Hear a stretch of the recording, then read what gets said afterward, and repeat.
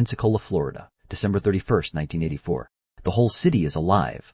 Fireworks cracking over the water, music bleeding out of open doors, strangers hugging each other in parking lots because the calendar is about to change, and that feels, for one night, like it means something.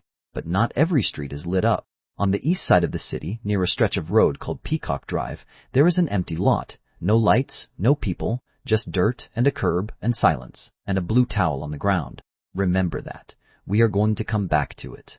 To understand what happened in Pensacola that night, you have to go back further, back to a small town called Milton, Florida, about 24 miles away. That is where Tanya McKinley grew up. He was born on January 25th, 1961, the second of two daughters. Her older sister Renee was quieter, more measured. Tanya was the opposite, not loud, not performing, just magnetic. The kind of person who could walk into a room full of strangers and somehow, within 20 minutes, know half of them by name. She did not try to be the center of things, she just was. People turned toward her without knowing why. Her friends said she could make you laugh even when you did not want to. Growing up, she and Renee were inseparable. Movies on weekends, the skating rink, bowling alleys where they stayed too long and came home too late. Normal things lived fully. After high school, Tanya made a decision. She was not running away from Milton. She was running toward something else. Her cousin Vanita Biasco felt the same way. So the two of them packed up and moved to Pensacola together. They split an apartment to keep costs down. They were going to build something. Tanya had a specific plan. She wanted to work in the medical field, not as a doctor, not as a nurse, but as a transcriptionist, the person who turns a doctor's spoken notes into written records. It required specialized courses, not a full degree. She had already started taking classes. She had already started becoming who she was going to be. Then she met Tim Davidson Sr. He was not a bad person. That matters. This story is not about a bad man in her past. Tim and Tanya were simply too much alike, both strong-willed, both hard-headed, both the kind of person who needs to win an argument even when they know they are wrong. They fought. They made up. They split. They came back. Over and over, like a song with too many verses. And then, in 1983, Tanya found out she was pregnant. Timothy Davidson Jr. came into the world that year, and something in Tanya settled. She had someone to build for now, someone who needed her to get it right. Vanita would later say, her world revolved around her son. She took him everywhere. She planned around him. She made decisions for him before she made them for herself. By late 1984, she had made one more decision. The relationship with Tim was not working, not for her and not for the little boy watching his parents fight. She ended it. She took Timothy and moved back in with Vanita, who by now had a husband and kids of her own. It was temporary. Just until Tanya found her own place. Just until the next chapter started. She was 23 years old. She had a plan. She had a son. She had a cousin who loved her and a city she had chosen for herself. December 31st, 1984. Tanya drops Timothy off at a late-night daycare, the kind that stays open past midnight for parents who need the extra hours on New Year's Eve. Vanita drops her kids off too. Then the three of them, Tanya, Vanita, and Vanita's husband, drive to Daryl's Bar and Grill. It is a good night. The bar is full of familiar faces. Tanya had built a real life in Pensacola. She knew people, and people knew her. She danced, she laughed, she caught up with friends she had not seen in weeks. She had not had a night like this in almost 2 years. Between the baby and the breakup and the classes and the moving, there had been no room for it, but tonight there was room. At midnight, the whole bar counted down together. Champagne, noise. 1985 arrived the way New Year's do, full of the feeling that something is about to change. Then, about 15 minutes later, Vanita found Tanya on the edge of the dance floor. The daycare closed at 1 in the morning. They needed to go pick up the kids. Tanya looked at her cousin. She was not ready. She asked Vanita, "Could you take Timothy home with you? I will be back before morning." Vanita said yes. Then she asked, "How are you getting home?" Tanya smiled. She gestured at the room around her. "I know half the people in this bar," she said. "I will find a ride. Don't worry about me." Vanita hugged her. They wished each other a happy new year. And then Vanita walked out the door, got in her car, drove to the daycare, and picked up the kids, including a sleepy 18-month-old boy named Timothy, and went home. You would remember, years later, exactly how Tanya looked when she waved goodbye. Tanya turned back toward the music. The bar was warm. The night was still going. She was 23 years old, and she had the whole year ahead of her. At 1:15 in the morning, multiple people inside that bar would later tell police they had seen her, laughing, talking, completely fine. After that, nobody saw anything. Nobody saw her leave. 5:16 in the morning, January 1st, 1985. A mother and her daughter are in a car driving fast. Their dog is sick, the kind of sick that cannot wait until morning. They are heading to an emergency vet, moving through the dark quiet of a city that has not gone to sleep yet from the night before. They turn onto Peacock Drive, near Creighton Road, 1 block off Scenic Highway, 7 miles from Daryl's Bar and Grill. The daughter looks out the window. There is something on the curb, she tells her mother. It looks like a mannequin, the kind someone drags to the side of the road as a joke after a party. She figures someone left it there. Her mother slows the car, looks closer. She stops the car completely. It is not a mannequin.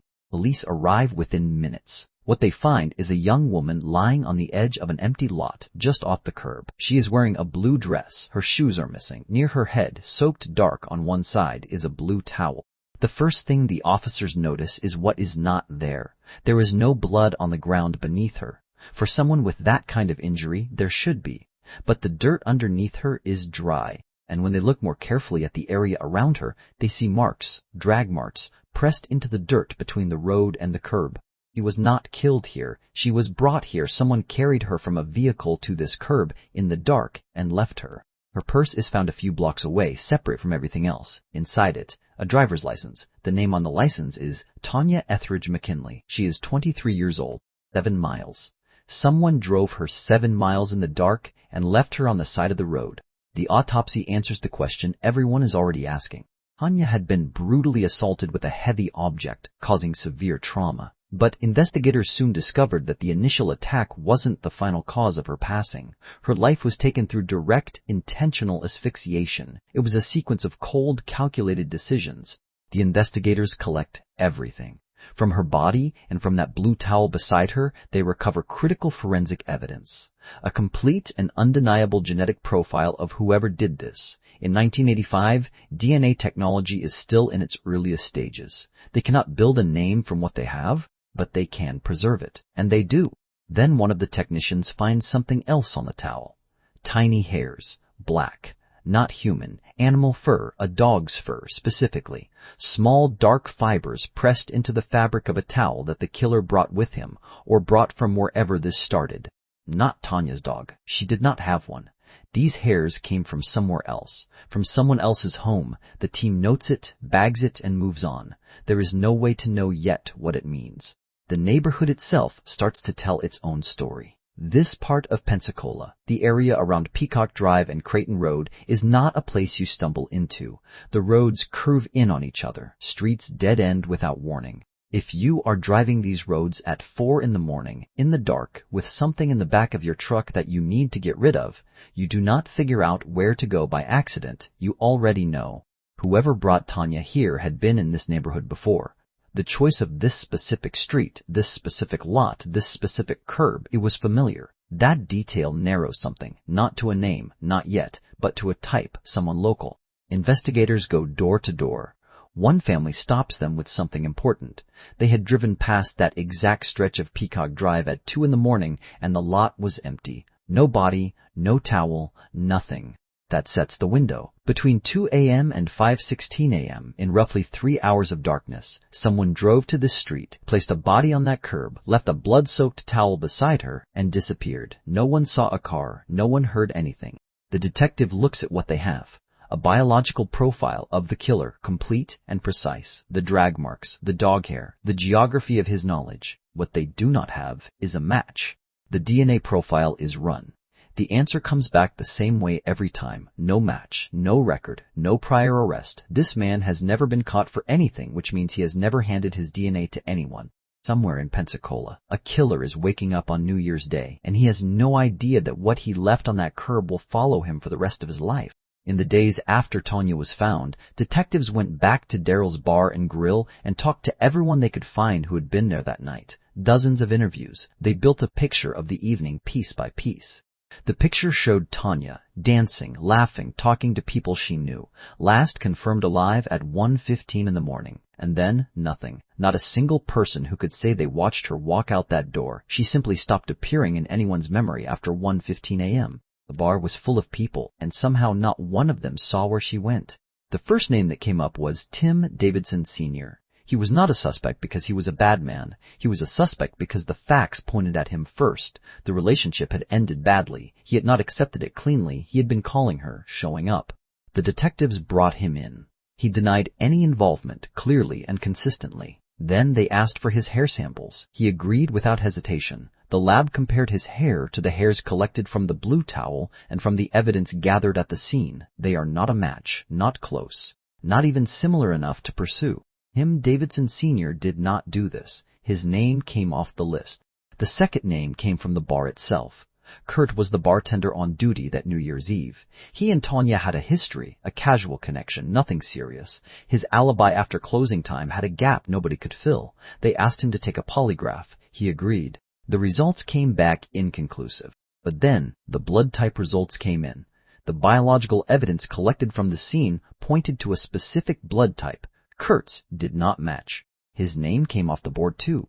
Every person they looked at was innocent, and the person who was not innocent was not on anyone's list. The investigators tried one more angle. Could this have been a stranger, someone from out of town who happened to cross paths with Tonya? The answer was already built into the geography. Those roads, the dead ends, the layout that does not make sense without prior knowledge, an unfamiliar driver would not end up at that specific curb at 4 a.m. unless they already knew it was there. The killer was local, that was certain. It just did not give them a name. The weeks became months. The detectives kept the file open. They chased every tip. Every one of them died before it went anywhere. Buried in a stack of routine 1985 police paperwork, there was a small notation. Nothing flagged, nothing highlighted, just a line in an officer's report from a traffic stop that year. A man who had been stopped and given his address as Elmrest Drive, a quiet residential street in Pensacola. The officer wrote it down, filed it, and moved on. Nobody connected it to Tonya's case. There was no reason to. It was one address among thousands of pieces of paper. It sat in a box. The case went cold. It became the oldest unsolved homicide in Pensacola's history. Every couple of years, a new lead would surface. Detectives would drop everything and chase it. Every time, a dead end. The case outlasted the careers of the officers who first worked it. A new generation of detectives picked up the file and felt the weight of every year already spent inside it. Then, in the early 2000s, something changed. DNA technology had come a long way since 1985. The detectives pulled the original evidence out of storage and sent it for modern testing. From the biological material collected in January 1985, scientists built a complete DNA profile. Precise, detailed. They uploaded it to CODIS, the National DNA Database. The result, no match. The killer had never been arrested for anything serious enough to put him in the system. The profile went back in a file. The file went back on a shelf. But DNA does not age. It does not forget. It just waits. And in 2015, 30 years after Tonya was found on that curb, a new team of detectives sat down with her file and asked a different question. They had been searching for the killer himself. His profile was not in the system. That search was over. But what if they searched for someone related to him? It is dark inside the closet. A teenager's hands move through hanging clothes, reaching past jackets and shoeboxes, feeling around on the upper shelf. Christmas is a few weeks away. He is 14 years old, and he is doing what teenagers do, looking for the presents his father has hidden. Nothing unusual about that. Nothing to prepare him for what his hands find next. A box, plain, not wrapped. He opens it. Inside is a letter, handwritten on regular paper in his father's handwriting. The letter is addressed to Montel Williams. Montel Williams had a talk show in the 1990s. The kind of daytime television program that covered real stories, real people, real pain. His father, Tim Davidson Sr., had written to him. The letter asked Montel to talk about Tanya McKinley on his show, to say her name on television, to maybe, somehow, shake loose a tip that the police had never been able to find. It was a desperate idea from a desperate man who had run out of other ideas. Timothy reads the letter. All of it. The bar, the night, the blue dress, the empty lot on Peacock Drive, how she was found, what was done to her. His father had written every detail because he needed someone outside this family to understand what had been taken and from whom. The boy sitting in that closet before Christmas had been told his entire life that his mother died in a car accident. That was the story given to him when he was small enough that no one expected him to question it. His father had chosen it to protect him. His family had held the line on it for years. But Timothy had always felt something wrong in the silence. Every time he had asked about his mother as a younger child, the room changed, people shifted, eyes moved away, answers came too quickly or too slowly. Car accidents do not do that to families. Car accidents are sad, but they are not the kind of sad that makes a room go quiet in that particular way. Now he knows why. He does not run out of the closet. He does not go straight to his father. He sits there with the letter in his hands and lets the world he thought he lived in become something different. His mother was not killed by a road. She was killed by a person nobody had ever found, a person who had been walking around free for his entire life. Every birthday Timothy had celebrated, every Christmas morning, every ordinary Tuesday. He closes the box, he puts it back, and he carries what he now knows the same way his father had been carrying it, alone and quietly and with no place to put it. The years continued to move. In 2015, 30 years after Tonya was found on that curb, the new team of detectives tried a different approach. Instead of searching CODIS for the killer's own profile, which had now failed repeatedly, they looked for a partial match, someone related to him, brother, a cousin, a parent who had been arrested and left their DNA in the system. They found a candidate, someone whose genetic profile shared enough patterns to suggest a family connection. They contacted that person's relatives. The family was cooperative, willing, and gave samples without resistance. The results came back, no connection.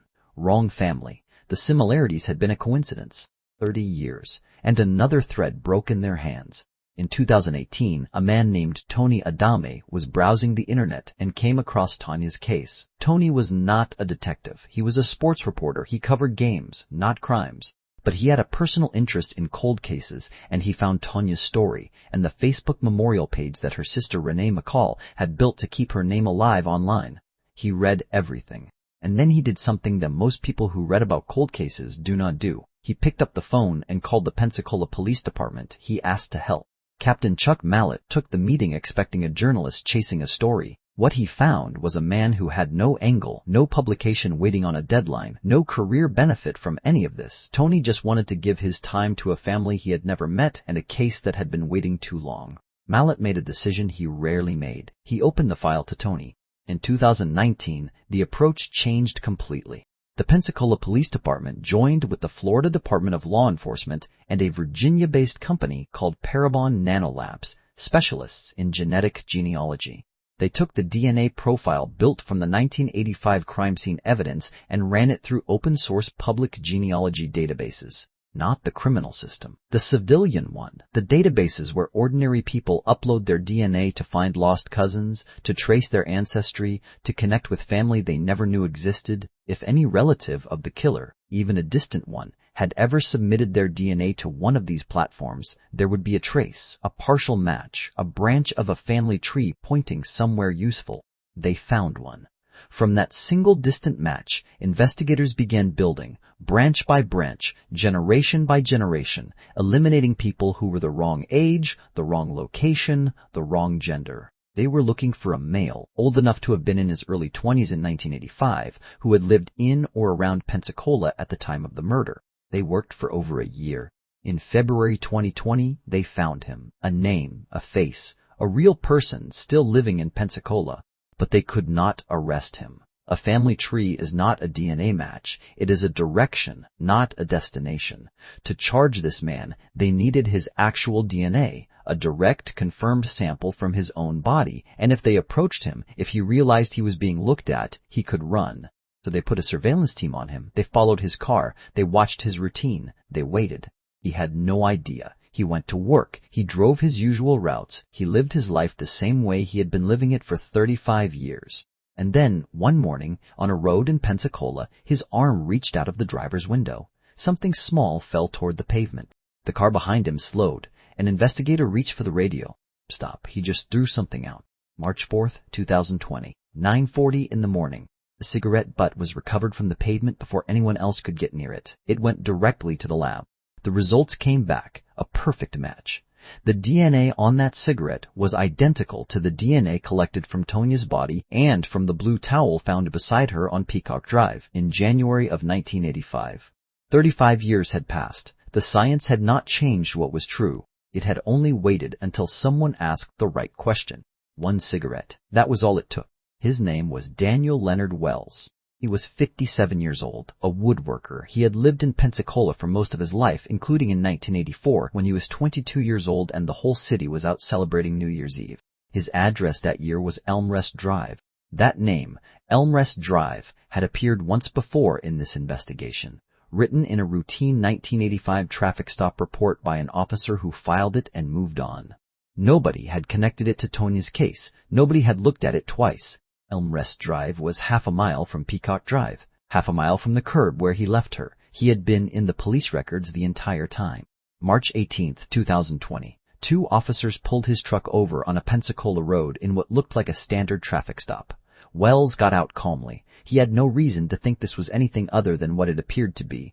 Then Captain Mallett's team arrived. Wells was told he needed to come to the police station for a conversation. He was not told why. He got in the car. Inside the interrogation room, Wells sat across from detectives who had spent over a year finding him. He said he did not know Tanya McKinley, had never seen her, did not recognize her name or her face. The detectives did not argue. They placed a number in front of him instead. 1 in 700 billion. That was the mathematical probability that his DNA ended up on Tanya's body by coincidence. There are not 700 billion people on Earth. There have never been 700 billion people on Earth. That number does not describe a coincidence. It describes a certainty. Wells shifted in his seat. Maybe they had a one-night stand, he said. He did not really remember. It was a long time ago. The detective looked at him and said something simple. If you had been with a woman on New Year's Eve and the next morning you found out she had been killed, you would remember that. Wells went quiet. Then the story came out, piece by piece, slowly, reluctantly. He was at Daryl's bar that night. He had noticed Tanya after her cousin left. She was looking for a ride home. He offered her one. They did not go straight to her place. They went to his house on Errand Drive. 2 friends, Bobby and Ralph, came by later in the night. They had drinks. They sat around. At some point, Bobby and Ralph left. And then it was just Wells and Tanya. An argument started. She said no to him, and instead of accepting that, he turned to violence. Tanya was severely assaulted, suffering catastrophic injuries before he ultimately took her life. He then took the blue towel from his kitchen, the one he had used to clean the floor, and he put her in his truck. He drove 7 miles through the dark city. He turned onto Peacock Drive near Creighton Road. He left her on the curb. The towel went with her. Then, the detectives presented one final piece. Those tiny black hairs. The animal fibers pulled from that blue towel in January 1985. Not Tanya's, not human. Sitting in an evidence bag for 35 years without a home to go back to. Wells had a roommate in 1985. That roommate had a black Labrador. The dog had been dead for decades, but the hairs it left behind on a kitchen towel had outlasted it by 35 years, waiting. When the detectives told Wells what those hairs were and where they came from, the last piece locked into place. The towel was his. The house was his. The dog was his roommate's. And Tanya McKinley had been in that house on New Year's Eve 1984. Those tiny black hairs, pulled from the dirt 35 years ago, had finally found their way home. Daniel Leonard Wells was formally charged and taken to Escambia County Jail, held without bond. His first court hearing was scheduled for April 8th. Bobby and Ralph had been in that house. They had been there with Tanya while she was still alive. They had left before the argument started. Did they find out what happened after they walked out that door? Did they see the news the next morning and recognize her face? No one has ever said. Inside Escambia County Jail, the days after the arrest passed, Wells had confessed. His DNA was in the record. Every door was closed. He had confessed. He had been caught. And he had 15 days left to decide what came next. Captain Chuck Mallett picked up the phone. He had been a detective for a long time. He had made a lot of calls in his career, calls that carried bad news, calls that asked hard questions, calls that went nowhere. But this one was different. The number he dialed belonged to Timothy Davidson Jr., a man in his mid-30s who had spent his entire life without his mother. Mallett told him, "I just made an arrest on your mother's murder." There was a pause on the line. Then Timothy said, "Are you serious right now? I'm freaking out. Thank you. Thank you so much." A grown man breaking down on the phone because a detective had finally said the words his family had been waiting 35 years to hear. Renee McCall heard the news too. She was 62 years old now, a nurse. She had built a life, raised a family, done the daily work that life requires, all while carrying the weight of an unanswered question about her younger sister. She had created a Facebook page to keep Tanya's name alive because she needed the world to know her sister had existed and mattered and deserved an answer. When the answer finally came, Renee did not celebrate. She said something quiet and honest and exhausted in the way that only decades of waiting can make a person sound. She said, "I didn't really think this would happen in my lifetime, not after 35 years. The Pensacola Police Department released a public statement. It was professional in most of its language, but near the end there was one line that cut through everything else.